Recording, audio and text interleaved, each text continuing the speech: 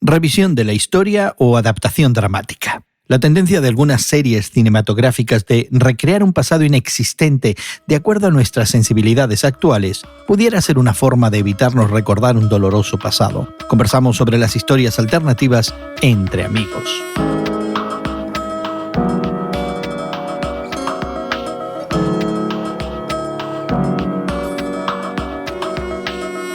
Gracias por acompañarnos entre amigos, esta conversación sobre temas de actualidad desde una perspectiva cristiana que tenemos semanalmente Guillermo Serrano, Elsa Mazón y tu servidor Jesús García. Y te invitamos a suscribirte a nuestra conversación en tu plataforma de podcast favorita, gracias a aquellos que se han suscrito y que nos acompañan regularmente. Y puedes buscar mayor información en radiomoody.org sobre cómo suscribirte a nuestro podcast y acompañarnos regularmente. Visítanos en radiomoody.org.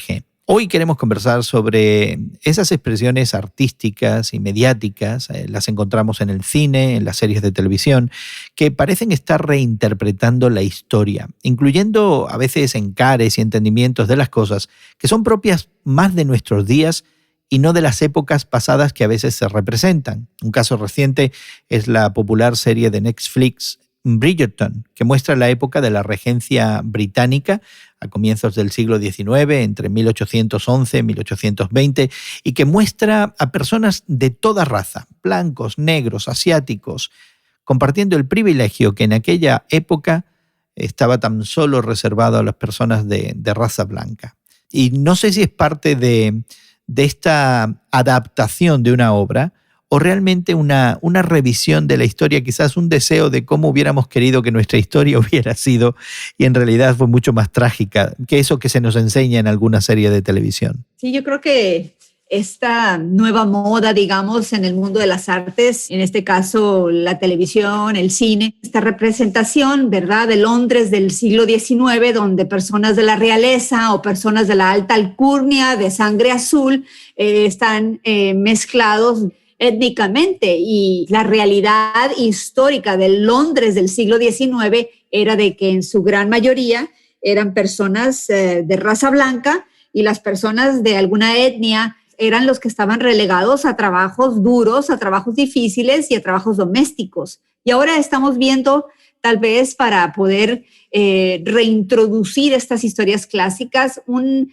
nuevo recuento, ¿no?, que lo hace de cierta manera más moderno, más presente, nos llega más reflejando nuestra propia realidad en el mundo en que vivimos ahora. Aquí hay varias cuestiones que habría que considerar un poquito más en detalle, porque en primer lugar, Elsa, yo creo que no es un nuevo fenómeno la idea de la adaptación, particularmente a las artes escénicas, de historias ya sean verídicas o noveladas, donde inicialmente la obra no era una obra dramática, no era una obra teatral, pero se ha adaptado una novela, por ejemplo, ¿no? Entonces hay este proceso de adaptación que implica alguna reinterpretación de la obra o de la historia que se cuenta, por un lado. Y eso no es nuevo, eso ha existido en las artes escénicas desde siempre. Pero hay un elemento aquí que me llama mucho la atención, esta dinámica del héroe y del antihéroe, que me hace pensar, en primer lugar, que muchas de estas cuestiones son una especie de catarsis, donde ahora las minorías que nunca hemos estado en el poder nos convertimos en los protagonistas. Y creo que hay un elemento necesario en eso. Bueno, miren, hablando de catarsis, yo siempre he pretendido, tengo un hermano que vive en California, entonces cuando le he ido a visitar, siempre me voy al restaurante, al bar de los actores de cine, con la idea de que me descubran sí, yo creo que ya te descubrieron y no les interesaste, Guillermo. Sí, déjame darte la mala noticia. Sí, pero esa es mi frustración, porque yo haría un muy buen papel como El Padrino, por ejemplo. Pero, no te hagas ilusiones, Guillermo, no te hagas ilusiones. Pero no tengo esa suerte. Entonces, yo creo que en el fondo lo que estamos viviendo hoy día es, de alguna manera, viéndonos representados en estos actores, actrices, en estas personas que son de minoría, pero que hacen un muy buen papel escénico, por ejemplo. Y yo creo que nos sentimos vicariamente representados porque decimos, por fin se está descubriendo que hay talento, que hay personas que realmente saben y que pueden hacer algo, un buen papel, representando personajes históricos que no tenían por qué ser de una determinada raza, sino que representaban a toda la humanidad en un sentido. Ya, y en un sentido, Guillermo, entonces tú nos estás hablando de la practicalidad y de darle la oportunidad a un rango mayor de actores que de otra manera no hubiéramos pensado en tener un papel protagónico y darles la oportunidad a ellos. Hay algo más que tiene que ver con la industria, yo he apuntado a la catarsis, pero no deja de haber este elemento también de revisionismo histórico, que puede ser un poco preocupante. Es decir, si dulcificamos un pasado de opresión para ciertos grupos, poniéndolos de protagonista, ¿no estamos traicionando de alguna manera una historia trágica que deberíamos confrontar, abrazar y de alguna manera combatir en el presente?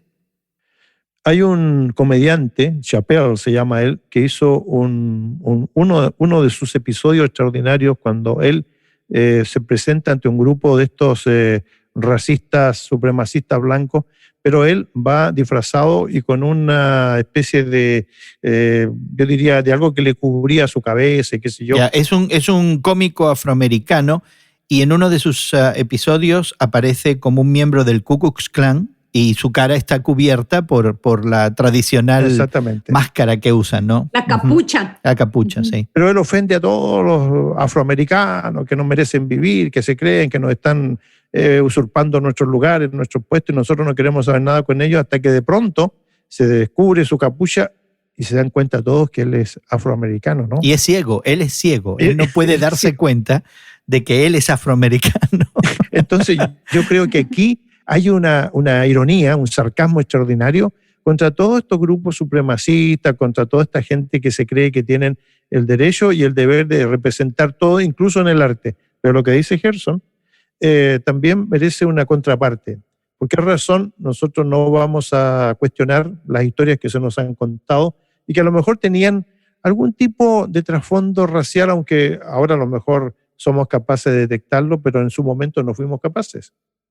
No podemos contextualizar esto dentro del mundo cristiano, del mundo evangélico, cuando todos nosotros, por ejemplo, podríamos decir que la Biblia debería de leerse en sus lenguas originales. Estamos contextualizándola a nuestro propio idioma, a nuestra propia cultura, con nuestras propias traducciones. Igualmente, algunas de las representaciones que vemos en la televisión y en el cine acerca de la vida de Jesucristo, de la vida de los personajes principales del Antiguo Testamento, personajes adicionales que aparecen a lo largo de la Sagrada Escritura y representados en la pantalla. Hemos visto Jesucristos italianos, Jesucristos norteamericanos, Jesucristos latinos, Jesucristos británicos. ¿Quién ha criticado en esos momentos, fuera de los conservadores que se rehúsan a ver cualquier representación moderna? Pero yo creo que tienes que puntualizar eso, no son nada más grupos conservadores. Por ejemplo, en los Estados Unidos son grupos conservadores de raza blanca que no aceptarían un Jesús negro, pero aún algo quizás que merece una mayor consideración. Es cuando nos acercamos a la Biblia, ya que la has mencionado, y de pronto decimos, bueno, está escrita en un contexto patriarcal. Entonces deberíamos eliminar toda referencia patriarcal para hacerla inclusiva y que tanto hombres como mujeres se sientan parte de la narrativa. El acto de reinterpretación histórica pudiera menoscabar realmente el mensaje de una novela, de una narración, de un hecho histórico o también, ya que lo has traído tú a colación, de la Biblia. Lo que sucede también es que todos los predicadores, expositores, profesores de la Biblia tienen que interpretar lo que dice el texto y ponerlo de acuerdo a lo que ellos saben o conocen y de acuerdo al contexto en donde se vive. Y es por eso, por ejemplo, que en las iglesias americanas o inglesas, holandesas, qué sé yo, de blancos, el Jesucristo blanco cae muy bien porque es de acuerdo al contexto en que todo el mundo vive. Pero si vamos al África, por ejemplo, en donde hay textos bíblicos que no se pueden traducir en el lenguaje del contexto, ¿no? Que nos obliga a interpretar y a reinterpretar algunos textos de la Biblia. Guillermo, tú estás apuntando a la idea de alguna manera de la adaptación, de la contextualización, que claro. Tengo la impresión en este grupo consideramos algo legítimo. Pero ahora vamos a esta idea de la reinterpretación de la historia, la negación de que ciertas cosas pasaron. Yo creo que ya estás entrando en un mundo diferente, Gerson. Hemos estado hablando acerca de lo que sucede, por ejemplo, en el mundo de las artes, ¿no? Pero al estar hablando acerca de una revisión histórica, creo que sí ya son palabras mayores, ¿no? Porque, por ejemplo, hay grupos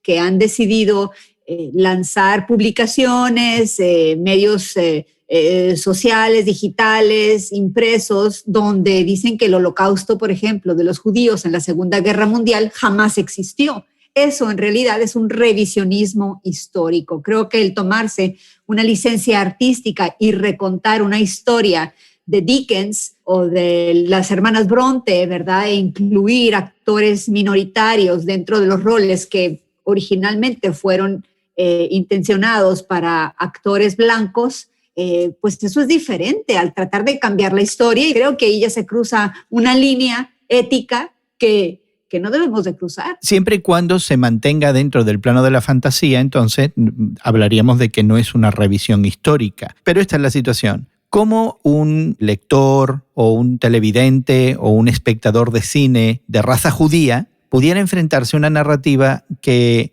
aunque es fantástica, elimina la realidad del holocausto? O una persona afroamericana que vea una narrativa donde en la época de 1800 una persona de raza negra podía ser duque, se sienta de alguna manera incómoda. Y sí hay críticas, por ejemplo, en particular con la serie de Bridgerton, donde se dice que aunque han contratado actores que son de raza negra, no son lo suficientemente negros, ¿no? Entonces, muchas veces no vas en estas licencias artísticas que se toman, no vas a tener contentos a todo el mundo jamás. Así que hay toda esta dinámica que también nos afecta cuando llegamos al plano de la fe, de tomar un texto y verlo de alguna forma a nuestra manera para que tenga sentido. Y yo me imagino, Guillermo, que tú como predicador y tú, Elsa, como profesora de teología en algún tiempo, lo han hecho inescapablemente. Y pienso en la historia de Pablo, ¿no? Cuando acogió al joven greco judío